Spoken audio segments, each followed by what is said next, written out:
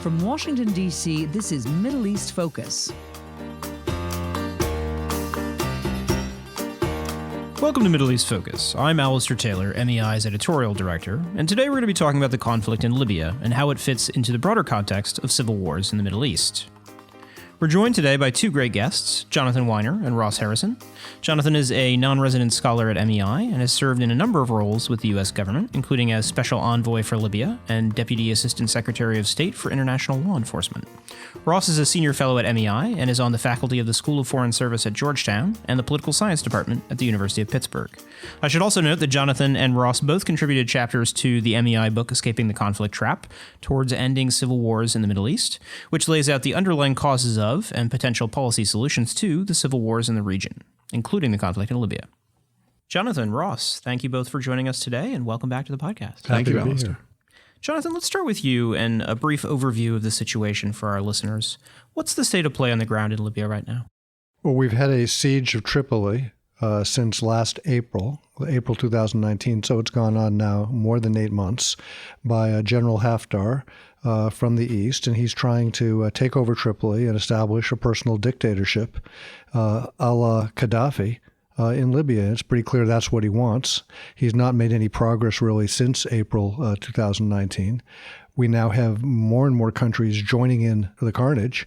You've got Russian so-called mercenaries from the Wagner Group, controlled by Putin's chef. They're doing sniper attacks and things of that nature. You've got drones put in by the Emiratis. They're doing aerial strikes, and the Turks appear to be bringing in Syrian fighters, which is the last thing Libya needs. You've got Sudanese mercenaries. You've got French advisors. It's a bit of a free-for-all, and it's also a stalemate. At the end of last month's Berlin conference, attendees signed off on a communique that called for, among other things, a ceasefire, a commitment to respect the UN arms embargo, and an end to outside interference on the ground. The ceasefire fell apart pretty quickly after about a week, but what led to the renewal of hostilities there, and has any of the rest of the deal held up? Well, first of all, General Haftar never agreed to even a pause, let alone a ceasefire. And the absence of his agreement made the piece of paper that the Berlin conference was written on fundamentally worthless from the beginning, except as an expression of intent from the outside parties, that is, from the non-Libyans. The Sarraj government in Tripoli agreed to ceasefire back a week earlier, 5 days earlier in Moscow. So I never had any reason to believe, and no one should have, that the Berlin conference would succeed. It has a very lengthy roadmap. There are some critical tests of the roadmap still coming up. The initial deadline's passed, but perhaps there's still some opportunities to get some dialogue going between the sides. Jonathan, one of the major developments in Libya so far this year, and you touched on it in your comments earlier, has been the sharp escalation in Turkish involvement, from supplying military equipment like drones to deploying military advisors and more recently Syrian proxy forces. What's driving Ankara's escalation and what impact has it had on the ground? There are ideological, there are political, and there are economic reasons. We'll start with the economic reasons first. Turkey is a big Mediterranean country. Libya is a big Mediterranean country, and there's a lot of oil and gas rights out there in the Mediterranean. If Egypt and the Emiratis capture Libya, Turkey loses. If Turkey captures Libya, they lose. And the Turks are making it as a price for their engagement the broadest possible concessions in the natural gas area they can possibly get out of the Tripoli government. So that's the economic. There's also a lot of contracts involved for a lot of Turkish companies and Turkish workers, just as there are for the Egyptians. Political. The Turks have had contacts with western parts of Libya, particularly Misrata, going back to the days of the Ottoman Empire. There's ethnic connections. And there's political connections that are quite close. Turkey does not want to see Libya fall, as it were, to its rival Egypt and to the Emirates, and wants to maintain its authority in that country. Third, ideological. The Turkish have a political party which is at least aligned with Muslim Brotherhood. They've seen what happened to the Muslim Brotherhood party in Egypt. They don't want to see Libya go the same way, done by the same people. They want, at minimum, power sharing. If it's democracy of some kind, that might be okay as long as they have some influence. But they certainly want power sharing. They do not want to see a hostile dictator in place as Haftar would be. So those are the three reasons. They were afraid that with all the support he was getting from the Emiratis and the Russians and the Sudanese mercenaries, etc., that there was some risk that Tripoli might fall.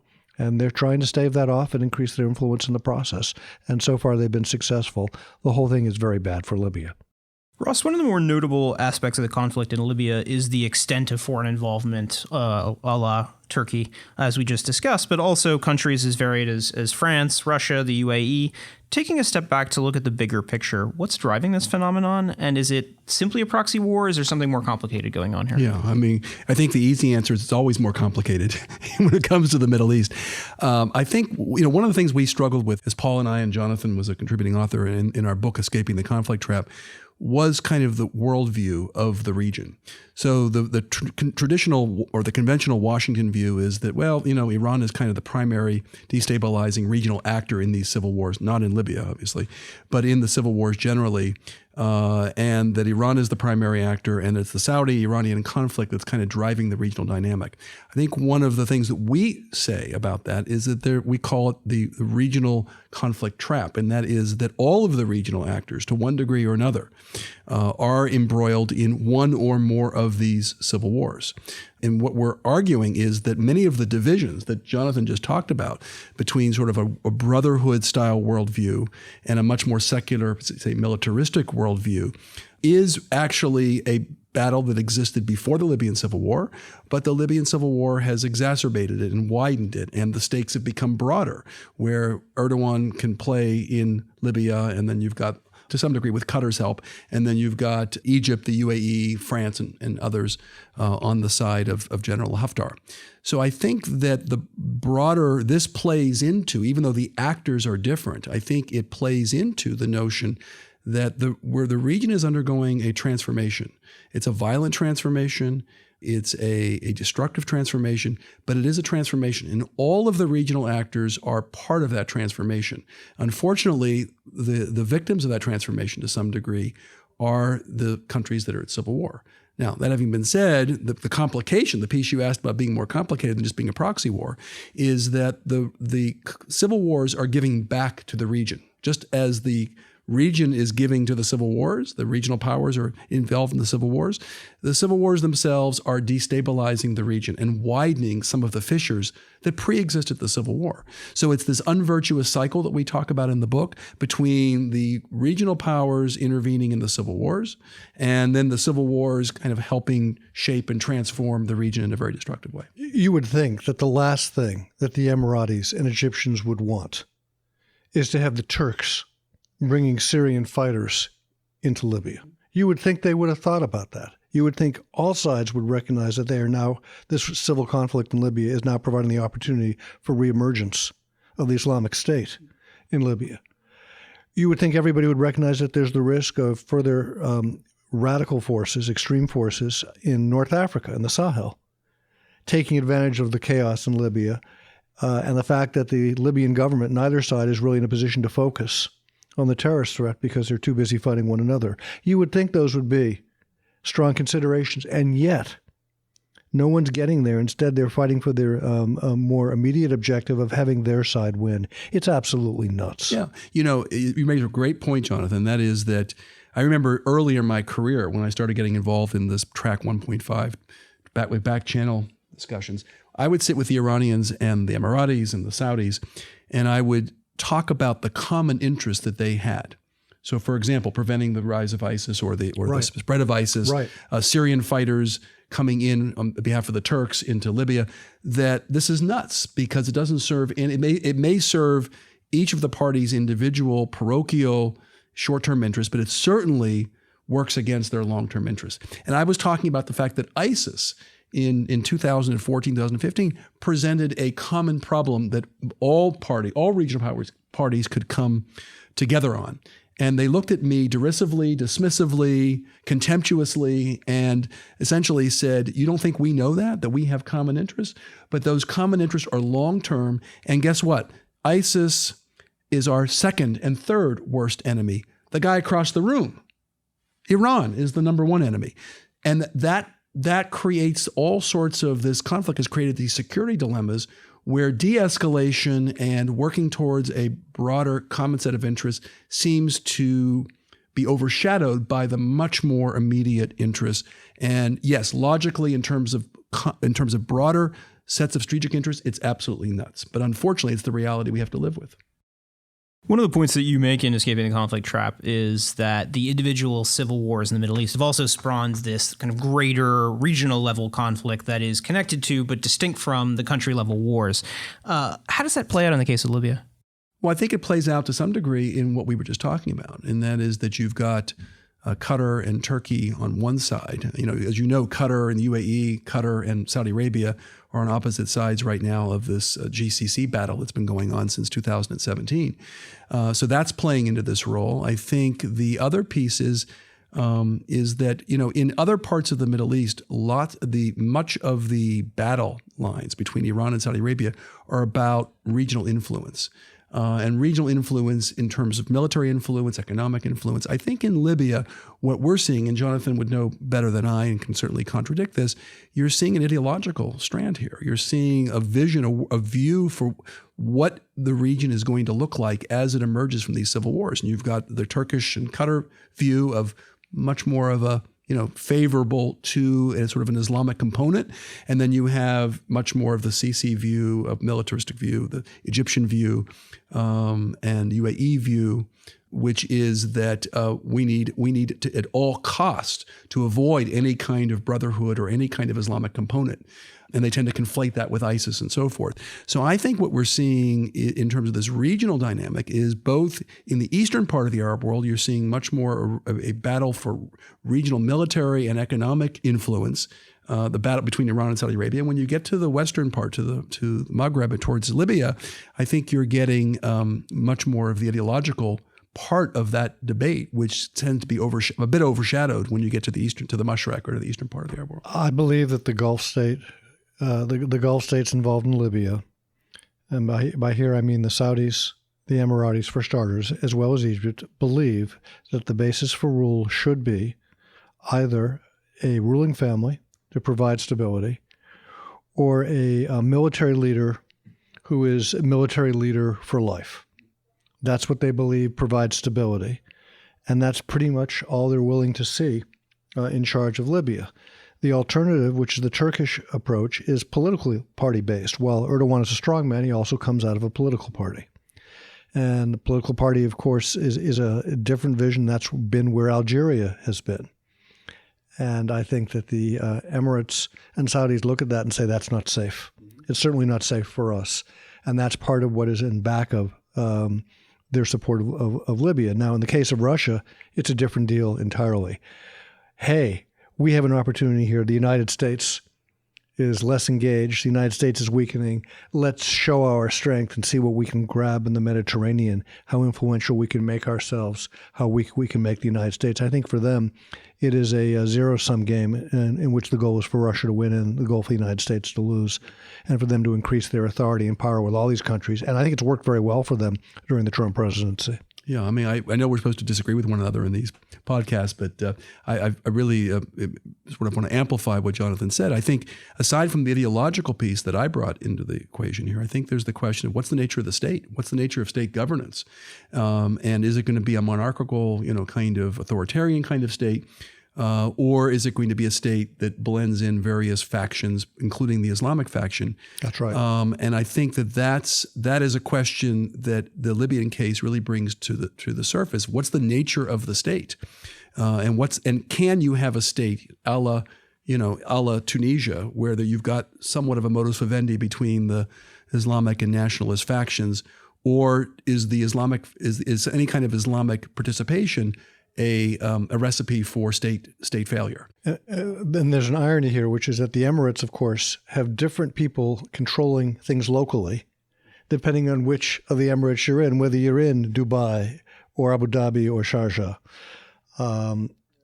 It's not the same in terms of their local mores and the way they live. Libya could move to that kind of a state where the different city-states in Libya had substantial autonomy, each got a share of the oil, and that provided a stabilizing factor because nobody would want to give up the revenues once they got them. That would provide a basis for sustaining all of these different cities throughout the country. So there are solutions out there. If you could get rid of some of the big conceptual labels that the countries that are fighting with one another are put on, where they pick their sides in part on the label of Islamist versus dictator or Gaddafiite. The labels are really not very helpful. Libya is sui generis, and the solution for Libya could be a somewhat federalist country, certainly where there's money going locally in a way that stabilizes. But right now, the external actors are more interested in having their side win than they are in these kinds of solutions. How do you change that? How do you get the external actors to move beyond these bigger regional ideological kind of battles and focus on the actual need for a political solution in Libya? Well, first you have a stalemate, and they've got a stalemate. Second, you start increasing the pain in the stalemate. And the United States has done nothing so far to increase the pain to any of the actors for doing what they're doing. So the U.S. could gather together with other regional actors who are not supporting the war, like Algeria and Tunisia, and get together with other actors outside of the region, like in the EU, and start increasing the pain. We could increase the pain in the UN through exposure of what's going on and the violations of UN resolutions that UN member states are engaged in. We could do that for starters. We could look at our other array of incentives and disincentives for the actors we're upset with. Those actors should include Sudan, Russia, Emirates, perhaps Egypt, depending on what role they're doing at this moment. Certainly they should be given the opportunity to try and bring about solutions. Turkey. I've not seen evidence of Qatari recent involvement. If I was inside, I'd have a better sense of what they're doing. But the U.S. should be focused on strategy on each of them and try and get coalitions of the good, that is, coalitions of people who want to see the conflict end, pushed in that direction. And the Libyan actors would then begin to conclude that maybe there's not going to be benefits to them for continuing the fighting. Now, what you do about Haftar, I don't know, because Haftar was given every opportunity for years to achieve his goals through political solutions. He rejected them because he wants to conquer the country and become dictator by acclamation and conquest, and there's no alternative that he wants. He would not be happy to run for election and win the most votes and become president of the country under an amendment to their current prime ministerial system. Not happy, wouldn't want that. He wants to win with no constraints on his power, and I don't see that that is viable for Libya. It's not about whether I see it as viable for Libya, but I don't think Libyans are going to accept it. So it's not going to work. Russ, I'm wondering from your kind of study of all the other regional civil wars, looking at a complicated, multifaceted civil war like Libya, what else do we know in terms of possible solutions for and possible roles for the U.S. and the international community in helping to resolve this? Well, the question is, what's the theoretical role and what's an actual plausible role here? I think right now there's very little plausible role, at least within this administration. One of the things that we've seen in a stunning way, both on the civil wars that we covered, but also on Israel-Palestine, is that the United States was never perceived to be an impartial broker. We were never perceived to be necessarily a broker that didn't have a stake in the game of how a particular civil war, a particular conflict turned out. But at least the U.S. had the ability to convene, power to convene, and they had at least the reputation of being a plausible broker, if not an honest broker. And I think that that's what is required in terms of the U.S. role, and certainly in Yemen, I say to some degree in Libya. I think one of the points that Jonathan has impressed me with is what the U.S. could change the calculus of players like the UAE and Turkey by taking a stand, a particular stand, a clear stand, and change the risk dynamics for those actors in that region. And that is a possibility, but given the current administration, the inclarity of the current administration, I just don't see that role, that strong role, because that role requires not just words, it requires actions and follow-through and consistency. I frankly just don't see that with this current administration.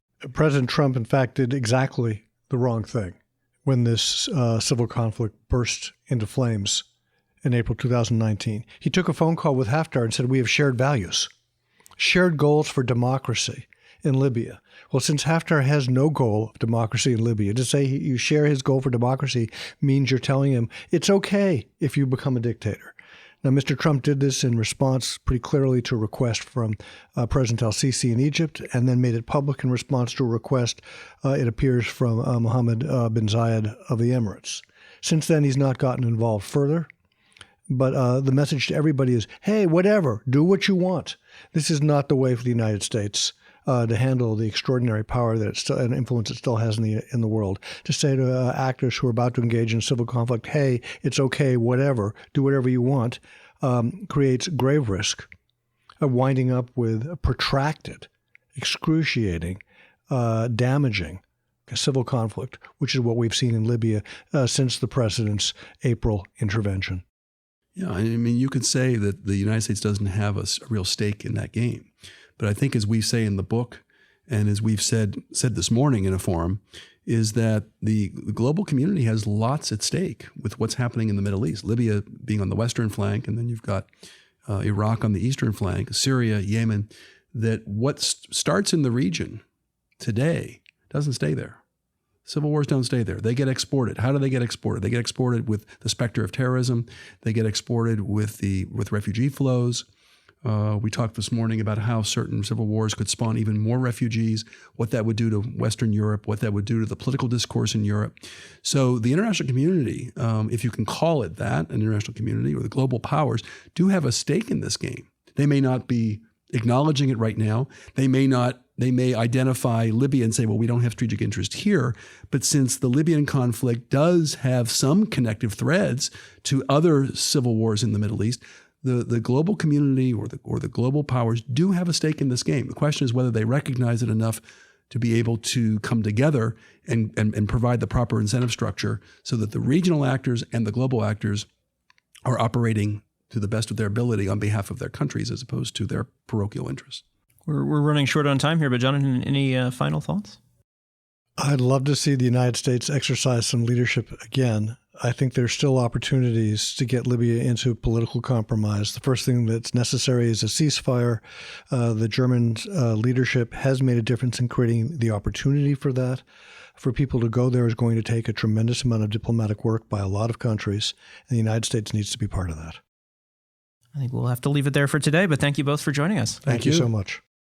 For those of you that are interested in picking up a copy, MEI's book on regional civil wars, Escaping the Conflict Trap, is available through Amazon in print and on Kindle. And thank you as well to our audience for listening in and to our production team for their work on today's program. We will see all of you next week. This has been a presentation of the Middle East Institute. To support MEI's programs and podcasts, please donate at www.mei.edu. Thank you for your support.